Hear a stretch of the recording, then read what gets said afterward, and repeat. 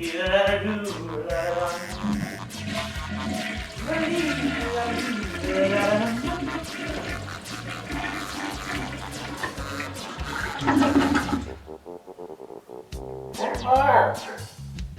Mark!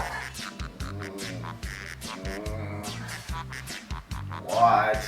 Yes, how was your day? It was fine.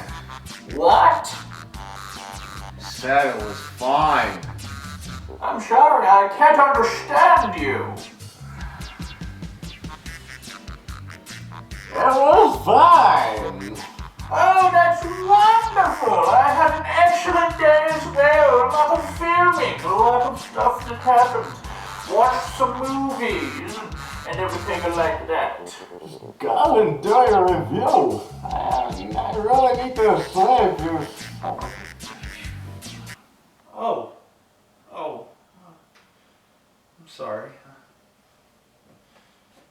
I'm sorry. I'm sorry. It's okay. Wait. Where did it all go? Oh, it's just, we have a lot of filming going on here. We're both shooting my film, Which Way They Walk. We're both shooting your project. We're both shooting my project. We're both shooting somebody else's project. We have a lot of filming going on. And quite frankly, we don't have room to truly set up the normal get out that I usually do for my reviews. So please forgive me for not having that set up. Instead, you're going to see all this wonderful film equipment behind us, and you should be jealous.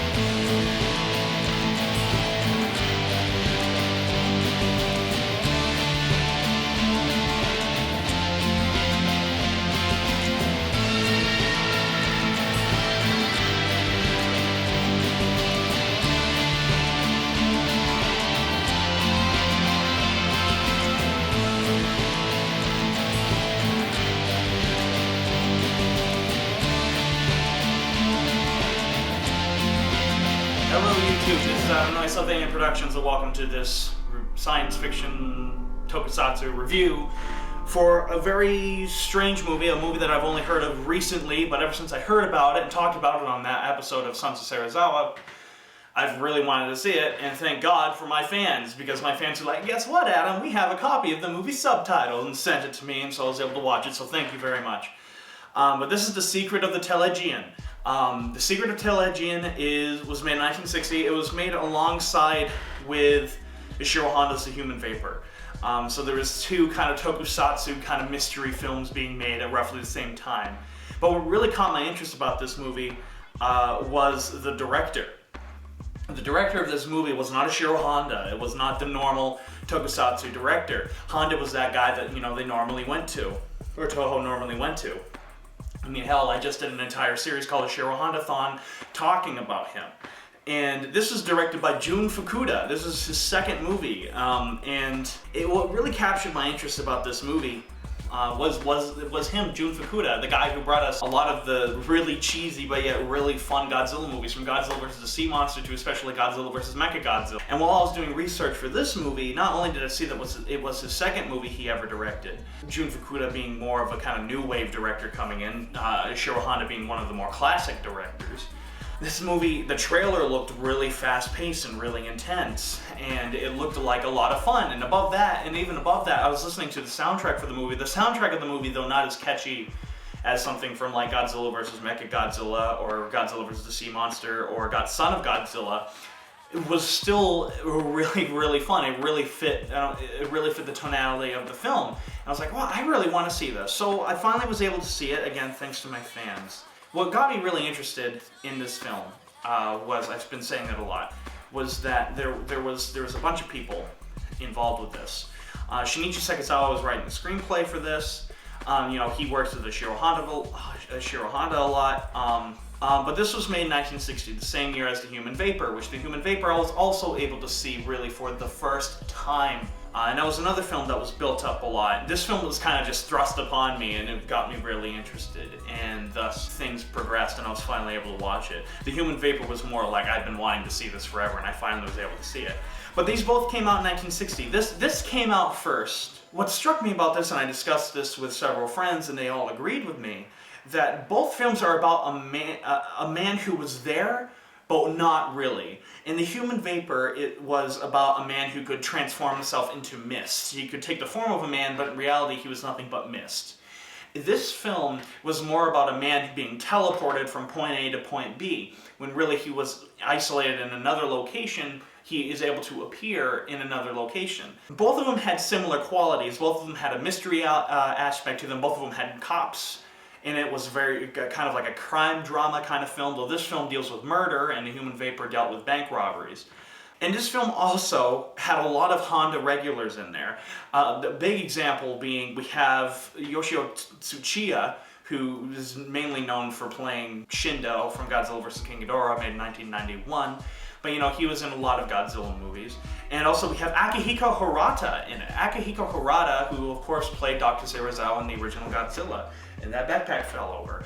And it was interesting to see all these Honda... This film felt more like a Honda film than The Human Vapor did in terms of its actors. There's a lot more regulars in there. For example, one of the villains in this film, or one of the mobsters in this film, is played by the guy who plays Kumayama 4 years later in Mothra vs. Godzilla, in one of his greatest performances ever. And he's a really fun performance in here. There's also a lot of cameos made by other Honda actors. And I'm like, was this originally supposed to be directed by Honda? And then Honda switched this out to go to The Human Vapor? And if that's the case, I'm very happy that he did, because this is a fun film that I believe if Honda directed, we would have had another situation very close or similar to Latitude Zero. I stated in my review for Latitude Zero that film should have been directed by Jun Fukuda, because it would have been a lot more intense, it would have been a lot more fun. And this is no example. If Honda would have directed this film, the film would not have worked as well. This film was made for Jun Fukuda, and I can tell that Jun Fukuda was having a fun time making it, because Jun Fukuda, he was more of an action-orientated director than Ishiro Honda. More of a physical action, while Honda relied more on special effects for his action. Jun Fukuda was a lot more slapsticky, a lot more physical in terms of his movies. Just look at all of his Godzilla movies that he's directed and War in Space. Those are another prime examples of this. And he does a good job here. Jun Fukuda is extremely good with characters on a physical nature. He's very good at the timing of speech, the looks they give each other. And it's no surprise that he mainly worked on comedies after this. He's very good at timing, both in terms of editing and both in terms of directing his actors. The banter that goes on between actors is not only part of the writing, but also part of the directing and the actors. There's a lot of collaboration that goes on here. Jun Fukuda is really good at being able to pull out a performance out of an actor. He's good at pulling out people's quirks. As much as, this movie gets panned, the human cast of Godzilla vs. the Sea Monster is excellent. The one in Son of Godzilla is excellent. In fact, I think that's my favorite human cast out of any of the movies he's done, is from Son of Godzilla. And this film is no exception. This film has some really fun characters in it, and has some really fun moments in it, and has some really intense moments as well, that I believe that if somebody else would have directed it, it wouldn't have worked. This film, Secret of Telegian, only being his second film, this is also the only sci-fi film that he liked. He panned his Godzilla movies. He hated them. He panned War in Space. He stated in interviews that he hated working on them. He hated Godzilla. He hated all that stuff. And he never really wanted to work with them. Here he said he really enjoyed working on this movie. He had a lot of fun because, quite frankly, Jun Fukuda had a lot of creative control on this film. In his Godzilla films, it was mainly the writer and Tomoyuki Tanaka and the special effects director Satomasa Arakawa who had the control and final say over the movies. Here, it was Jun Fukuda. Jun Fukuda was there every step of the way. He enjoyed making it. One, probably because it was his second film. He wanted to make it as best as he possibly could to, not only progress himself, but progress his career and get some notoriety out there. And I can tell that he liked making it because there was an energy behind it. There's an energy that kept going throughout this picture that is really good. This isn't like The Human Vapor. The Human Vapor is almost the complete opposite of this. The Human Vapor was written by Takeshi Kimura, who was a very dark and pessimistic man, while Shinichi Sekizawa was the complete opposite of that. He was a fun, edgy kind of guy who was very outgoing. They wrote two different types of scripts. The Human Vapor is a very slow, atmospheric movie. This film has atmosphere in it, but a lot of it has to do with the action involved with it, the shadows and the cinematography. While The Human Vapor had a lot of build-up to it, and this film has a lot of build-up too, but it's very point A to point B. I really, really enjoyed this film. In fact, I was going to watch it. Here's how I normally watch a movie: is I watch it over the course of a few days. I'll watch it before I go to bed or something like that, and I'll watch it over a course of a few days. This film I was going to do that with. I was going to split it into 3 and watch it over 3 days. I wound up watching it full through. I was that enthralled with the film, and I was that curious to see what was going to happen next. That is a sign of good filmmaking. That is a sign of good editing. That's a sign of good music. It's a sign of good everything. That's just a sign of a good production. This film really does get you involved and really gets your blood pumping, because not only is it action-packed and has a lot of intense moments, it's also just a lot of fun. The banters that go on between characters in this film, especially Akihiko Hirata and this reporter character, are really fun to listen to. The dialogue that goes on between the mobsters is really fun to listen to. The visuals are really, really good. This is a good film. Now, speaking of the writing, Shinichi Sekizawa wrote the script. He was definitely, I talked about Kimura a lot in my Shiro Honda-thon plug, and not too much about Shinichi Sekizawa. Shinichi Sekizawa was a much more light-hearted person than Kimura. He was not a pessimist. He was actually very much so an optimist. That's why he wrote a lot of films for Shiro Honda, that were very uplifting. Like he wrote The Mysterians, Battle in Outer Space being an extremely uplifting film about the world coming together. He wrote, I think his magnum opus is Mothra versus Godzilla, where that film is it has its dark moments, but it's still full of these great character quirks, these great characters that have these funny moments and these funny banters. It's dark without being too dark. It reminds me of some of the Batman TAS episodes. This film, it has an excellent script. I can't praise the script enough. This film has it all. I mean, it has great characters and absolutely phenomenal great character interactions. Fantastic character interactions. I mean, I can't praise it enough. The banter that goes on between these characters in this film it surpasses a lot of his work. This is, in my opinion, probably Shinichi Sekizawa's second best script. The first one, of course, being Mothra versus Godzilla. The great dialogue, and a lot of what happens is in Shinichi Sekizawa scripts, a lot of them rely on conveniences, or like, oh look, or not conveniences, but coincidences. And that happens a lot in his scripts. In Battle in Outer Space especially, the humans just happen to have a heat ray that was in development to stop the Natal. In the Mysterians, oh look, they happen to find the cave where the Mysterian base is located. On Battle in Outer Space, they happen to find the fucking cave where the Natal base station was located on the moon. They're full of coincidences. Not here. This script and the best Sekizawa scripts are tight as fuck. I mean, this film, there is no plot hole in this film. There's no major coincidence in this film. It unfolds because of what happens. Why I like it so much is it unfolds because of how characters interact with each other. That to me is what makes the best kind of scripts. The best scripts, in my opinion, as much as I love docudramas are always my favorite, and the best kind of docudramas, examples being like the Andromeda Strain, is characters cause the plot to progress. They have a personality to them. They're not necessarily three-dimensional. The characters in this film, especially the cops, aren't really three-dimensional. They are still two-dimensional. But what I like about them is that they have personality, so you remember them. they have their own little quirks, so you remember them. The reporter is that he's really overly curious and he loves to overanalyze everything. The cop is that he really likes to smoke.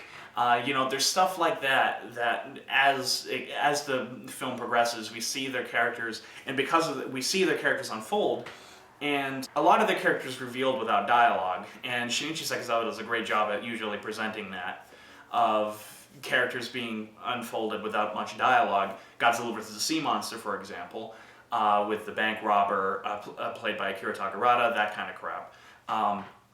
This film is no exception.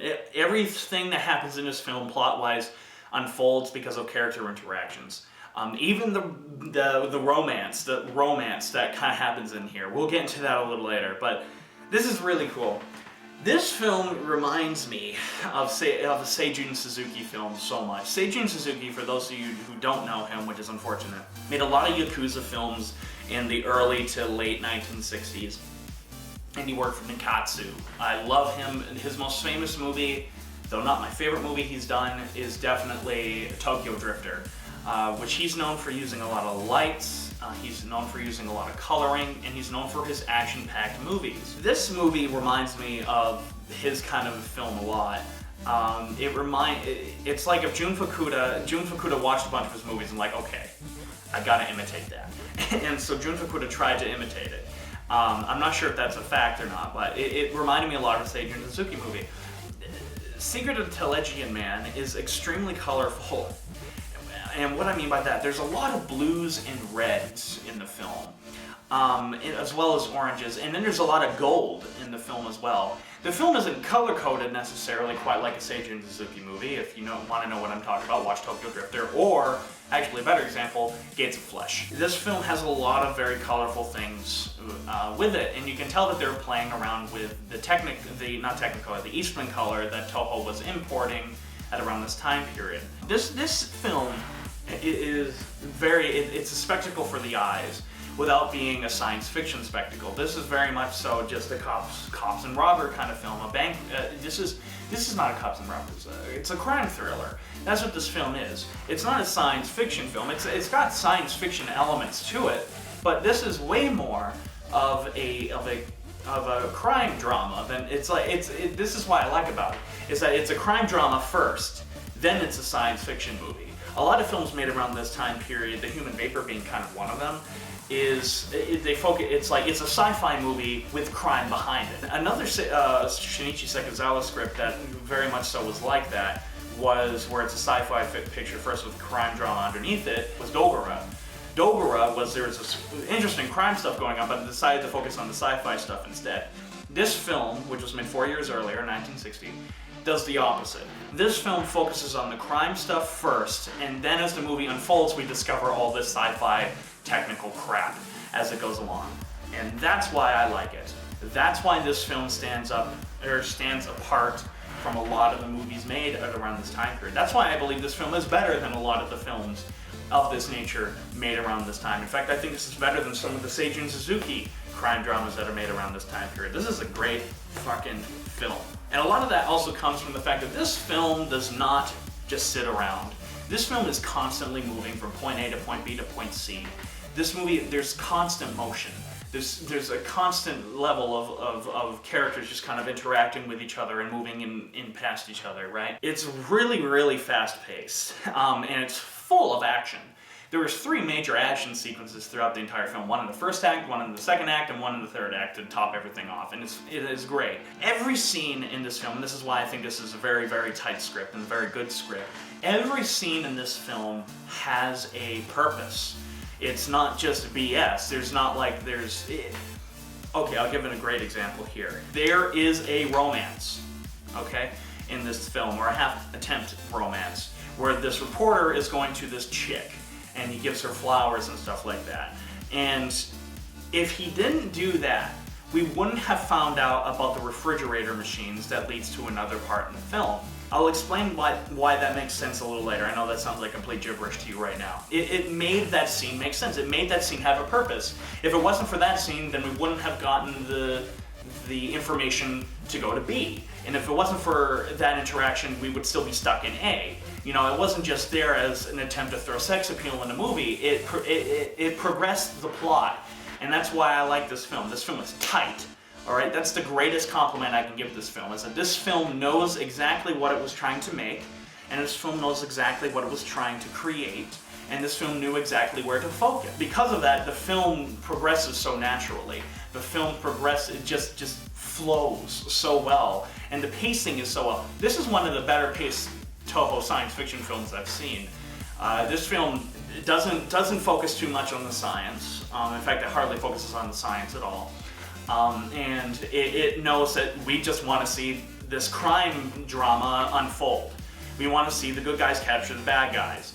And the film knew we wanted to focus on that, so that's where Shinichi Sekizawa focused, and that's where Jun Fukuda focused, and the result was an extremely good film. This is a wonderful film, and so on and so forth. So the main plot of this movie is actually very simple. There is this guy who's trying to get revenge on these people that murdered him. That, you know, really screwed this guy up. It's a typical revenge plot. So what happens are these three mobsters who were in the Japanese army at the end of World War II brutally murdered this guy and made sure he died to save their own skins. And now 14 years later, what has happened is he has been working with the scientist to build a teleporting machine, and his name is Pseudo. Pseudo is using a teleport machine to find these three mobsters and kill them the way how they killed him. It's never explained why he comes back to life, but what I like about this film as well is that it doesn't matter. But that's the main plot, and it's also about this cop and this reporter who are trying to figure out who Pseudo is. It's a typical kind of revenge plot, but the twist is the science fiction element, the teleporting machine. That's what made this interesting. That's where the science fiction comes in. It's a revenge plot movie first, and then the science fiction comes in a little later. Another thing that I like about this movie is that you don't discover the main reason why this is all happening until about halfway through the movie. This film, it doesn't explain everything right off the bat. It isn't like laid out for you and it just unfolds. This movie makes you think. This movie makes you ask questions. This movie makes you go, oh my god, so why does this happen? Why did this happen? And it's really good. What happens is that like the mystery behind Pseudo and the three mobsters unfolds as the movie goes along. That's a good thing, in my opinion. In fact, it is literally halfway through the movie where we find out why Pseudo is going after the three mobsters and why the three mobsters are doing what they do. I like that a lot. This movie isn't just dumb. You know, it has some smart aspects to it, but it's not overly smart where it makes you kind of go, oh my god, I don't know what. You can pop this movie at any time if you want a fun, energetic action movie, and that's another thing. The thing that really sets this movie apart, really, is in terms of the characters, are that the villains are wonderful. Let's start off with the best. Pseudo is a man completely bent on revenge. He's extremely deformed. What happens is he's wearing it's not like a mask, it's like a face mask, and it's like his real face. But it's revealed at the ending that he's been extremely burned and deformed. It kind of reminds me of the Phantom of the Opera.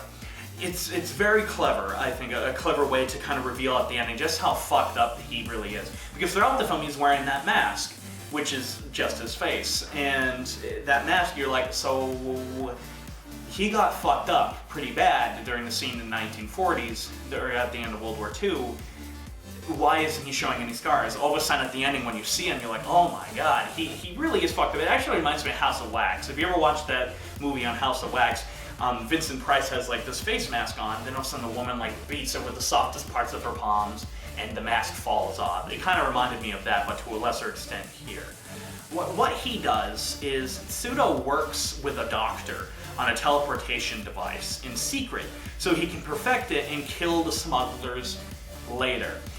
Because it's explained at the beginning, it's explained that during the flashback sequence where he gets killed by the three smugglers, is that they were going to work with this doctor to build a teleportation device, and the smugglers instead ditched all that equipment and put in a bunch of gold, silver, and jewels and stuff like that so that they can be rich once the war is over, because the war has pretty much ended. And so Tsudo doesn't like that. Tsudo is a soldier to the core, an imperial soldier to the core. It's like, you have betrayed the emperor and everything like that. And so they kill him, and they also kill the doctor to have no witnesses, and they blow up the cave to save their own skin. And Tsudo, because of that, works with that doctor. The doctor survives as well. And they work on this said teleportation device, and it takes 14 years for that teleportation device to be perfected. And that's why he's going out and now killing all these people. And the doctor has no idea that the doctor knows that Tsudo is using the teleportation device, but because they live in such isolation, he has no idea that Tsudo is using it as a way to murder these people. It's a very clever and very interesting dichotomy between those two characters as the film unfolds. And I really like it. It's genuinely entertaining and genuinely interesting. That's really cool. The guy who plays Tsudo is a really good actor. The guy who plays Tsudo is very, very cool. I forget his name, but I've seen him in a lot of movies. He's in a lot of Kurosawa films, and he's in a few of Keiichi Okamoto's films. Keiichi Okamoto did a lot of films that I like as well. You should look him up. He was in The Hidden Fortress, for example, and he was also in Keiichi Okamoto's Sword of Doom. And Sword of Doom, that's where I recognize him from. He has such a stoic face. I mean, you just look at his eyes throughout every scene, and it's just so full of evil, and so full of hatred, and so full of no remorse at all, that you're just mesmerized by him. Every scene he's in, and this is a testament to the cinematography in the movie, the cinematography is outstanding, your eye is just glued to him. It's kind of like Orson Welles in Citizen Kane. Every shot that Orson Welles is in, your eye is glued to him, not anyone else, even if he's not the focus of the scene. And this is a great example of that. Every single scene where Tsudo is in, even if he's not the focus of the movie, your eye is pinned on him, and it has to do with lighting. There's this great shot where he's got this person in his hands, in his arms, and he turns around, and there's just this great light where all you see is one of his eyes from the corner of his face. All you see is like this one of his eyes, and it's so full of hatred and anger. I love that. It's really, really good stuff. Another prop for the lighting department on that as well. But he's a wonderful actor. And a great example of his acting performances come out, and in terms of also, kind of the theme in the film. There are two similar shots in the film. There's two similar shots, and each one has him holding a gun. There's a shot with him in the cave with him holding the gun. In fact, the shots are identical. You have the shot with him holding the gun in the cave, pointing it at the smugglers, and then at the ending of the movie, when the cops figure out that he's the killer, he's pointing the double-barrel shotgun at the cops, and the shots are identical. And what's interesting is that each represent kind of like a stage in his life. One represents the beginning of the new Tsudo, which is the one where he's holding the gun in the cave, and then he dies. And then there's the other one, where it's the opposite of that. It's the end of his life. It's the end of his new life. It's the end of his book, basically. So really clever there, and that's another reason why the writing is so good in this movie. It has moments like that where you're like, oh, that's really clever, oh, that's smart. But he's a wonderful actor, and he really is truly, and he's got the least amount of screen time, believe it or not, out of any actor. So another character in this film, so just a testament to the film for that. But he gives genuinely the greatest performance in the film. I mean, he says, he's a man of hardly any words. He hardly speaks at all, but when he speaks, he's got this dry, monotone voice that is unlike anything else in this film. And it's like he's become, the only emotion that he experiences is hatred, and I love that. Even when he laughs, it's an evil laugh. It's not an over-the-top evil laugh, but it's an evil laugh that is just so inhuman. So unlike anything else you see in the film. Every other character in this film is so full of emotions and so full of life, and that suddenly when you see him, Tsudo, the villain, the main villain, all of a sudden you're like, oh god. It's such a jarring change of pace in the film that it sticks out in your mind, and that's why he has the best performance in the film. He's also really smart. This villain is very, very, very smart, and he plans everything out. He plans to murder. One of the smugglers' name is Taki, and Taki, plays by the guy who plays the reporter in the original Godzilla. Taki his is my favorite murder in the film because of how well planned out it is. What happens is he warns Taki that he's going to kill him at midnight, and so Taki gets all these cops to guard him.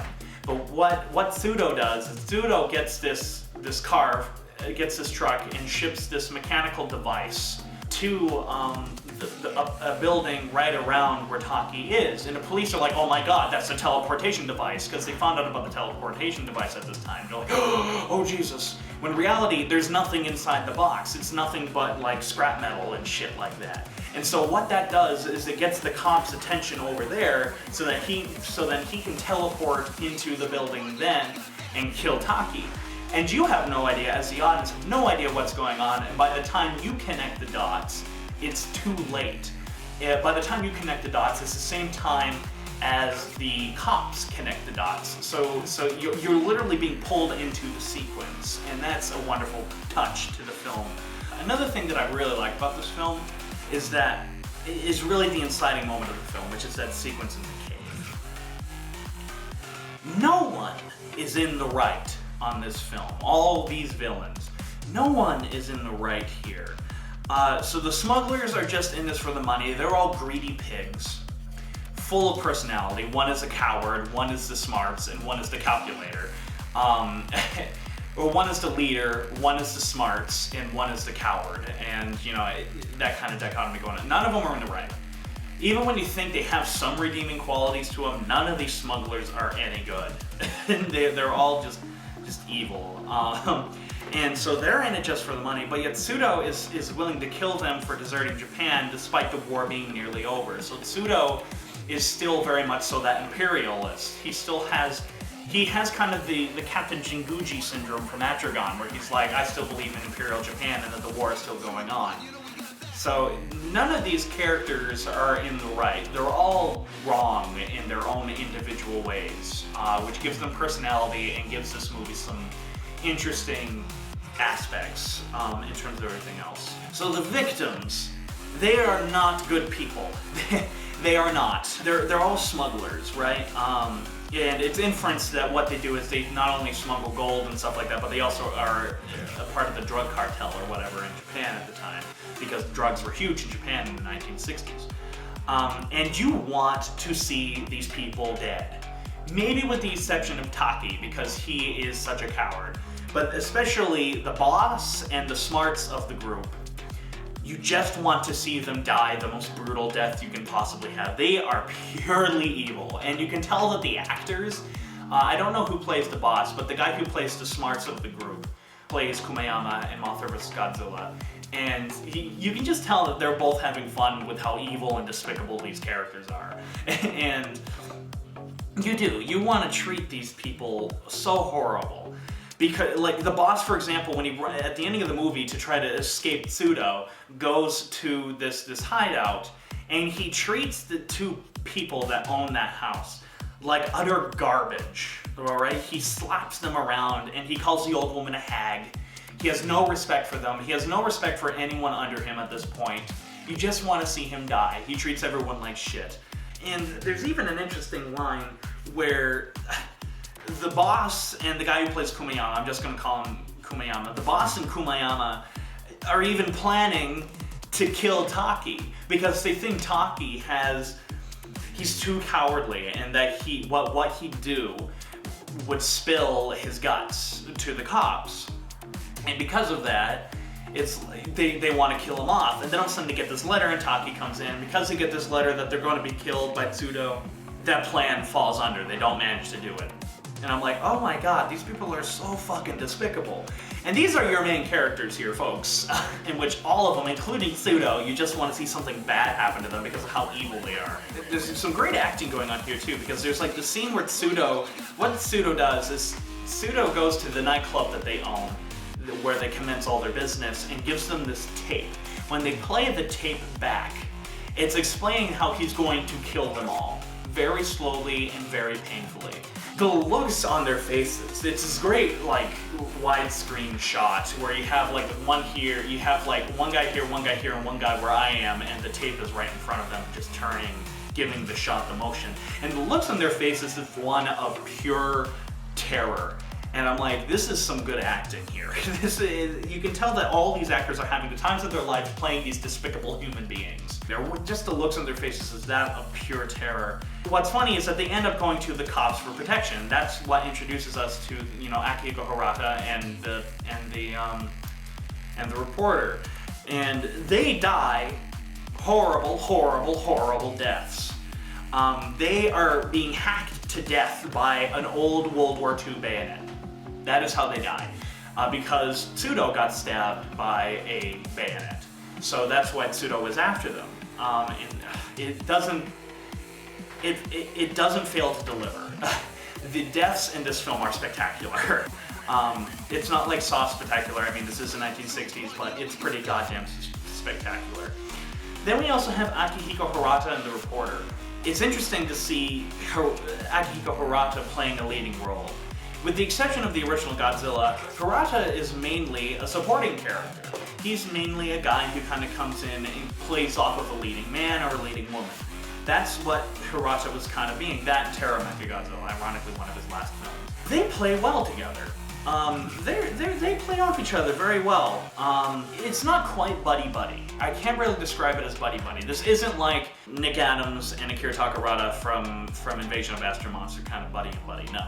But they play off of each other very well. The dialogue that they have is very smart, especially there's some scenes that take place at the beginning of the movie where they're in that bar that the smugglers own, and they're discussing like, oh yeah, this is the guy, just watch, they're gonna walk in at around this time.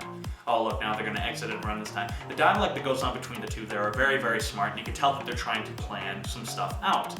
And that's why I like this. I like the dichotomy of this relationship so much, and they do become friends as the film goes along. They formulate these plans together really well. The reporter, an example towards the end of the movie, is that the reporter volunteers to go out onto the field to find out if there actually is a teleportation device. And he's the one that goes to Tsudo, who is under a different name named Goro. He's the one that goes out there on the field and basically puts his life on the line and does that to find out about the teleportation device. Well, Akihiko Hirata is the one more in charge of, protecting the victims here. Very well. They work very well together. I can't really say anything else other than that. There's also a slight romance between the reporter and this girl who works at a shop. And at first I was like, oh god. Fuck me. I hate pointless romance, and I thought this was going to be a pointless romance. What struck me as like, oh, this is cool, is that it didn't detract from the overall film. And what I mean by that is it was not meant to be a side plot thing where it kind of focuses on that and then all of a sudden goes back to the plot. No, if it wasn't for this romance, some of the plot wouldn't have happened, which is smart. If the reporter did not go and give this woman the flowers, because what happens is during the previous scene, they run into each other. He crushes a bunch of flowers that she got. And she was like, oh no. And he's like, oh no. And so later, there's a scene where they're talking in the car, and he's like, stop the car! And the car slams on the brakes. He's like, I gotta buy this girl flowers. So he buys flowers and gives them to her as like an apology. And you can tell that they're kind of getting into each other because they're flirting a lot and stuff like that. And then all of a sudden, what happens is we discover that this guy is taking a bunch of refrigerators or refrigeration devices. You see, it's explained in the film that in order for you to teleport from point A to point B, it takes tremendous amount of heat to make anything go. It's enough heat to melt down metal and to melt glass. And so what they need to do is they need to keep the environments extremely cold. And including where you're teleporting, you need to keep the rooms very cold. And so her finding out about the refrigerator devices and them being shipped out all the time is what leads the reporter to connect the dots and then go back to Akihiko Hirata and explain, that all these places a refrigerator was involved, a refrigeration device was involved. It progressed the plot. The film doesn't focus on this romance. They work together when they're going to find out about the teleportation device later on in the movie. It's the reporter and this girl, and they play off of each other very well, though she kind of strikes me more as a damsel in distress, though she never really gets in distress. She's never really put on the front lines very much in terms of danger. She's always just kind of in the background as a person who is with him, as a person who works for the company. So she's actually proactive in that sense. Tsuchiya, on the other hand, doesn't really have a character. He's the most static character. He is the guy I mean, he has personality, but he's not very much so a character. He's the guy who's very by the books, this is the law, these are the rules kind of cop. So there's nothing really there. And that's not saying that he doesn't do good in the movie. He gives a genuinely good performance, but it's not one of his better performances. He's just a detective, and that's it. And his point of the plot is basically to do nothing but spout out exposition. But he still gives a genuinely good performance. The dialogue that he says is so calculated and cold, point A to point B dialogue, that I love it. The dialogue he says is great. And you can see him connect. What I like about him is that he's during the scene where they're going to kill Taki, or where Tsudo is going to kill Taki, you can see the dots being connected in his head as they try to pry open this box and find the refrigeration unit in it. And what I like about it is when they find that there's nothing in it, you can literally see the dots being connected in Tsuchiya's head and going, oh my god. He's like, this is a diversion. You know, that's one of the prime examples of, you know, why I think he's a good actor. The action scenes in this film are fucking wonderful. And that's what's really, really, truly sets Jun Fukuda away from Honda. Shiro Honda would have made these action sequences a lot slower, less camera angles, wider shots. That's what Honda would have done. Honda wasn't comfortable directing action. Fukuda, on the other hand, was very much so, let's fucking do this. You know, Jun Fukuda was a much more lighthearted director. Fukuda brings us right into the action. There are fast cuts, close-ups, you know, a mixture of wide shots, medium shots, and close-ups. Crisp camera movements. Lots of physicality here. There's a lot of punches being thrown. There's a lot of running. There's a lot of going from point A to point B. That's kind of a theme throughout this film. It's great.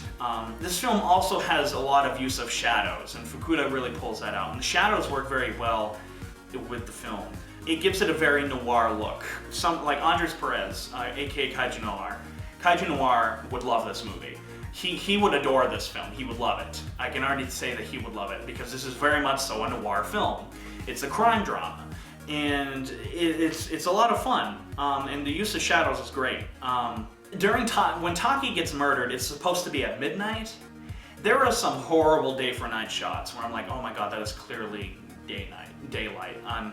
I mean, the cinematography, the action itself is really intense and stuff, but it's so obviously day for night that it makes you go, oh, it's embarrassing. And it makes you laugh, quite frankly. I chuckled at it. I'm like, that's nighttime my ass. You'll know exactly, when you go watch this film, you'll know exactly what I'm talking about, but that was kind of embarrassing. This film knows what it wants to be. This film knows that it has sci-fi in it, but it knew to focus on the crime drama first and flesh out the villains and flesh out the victims first.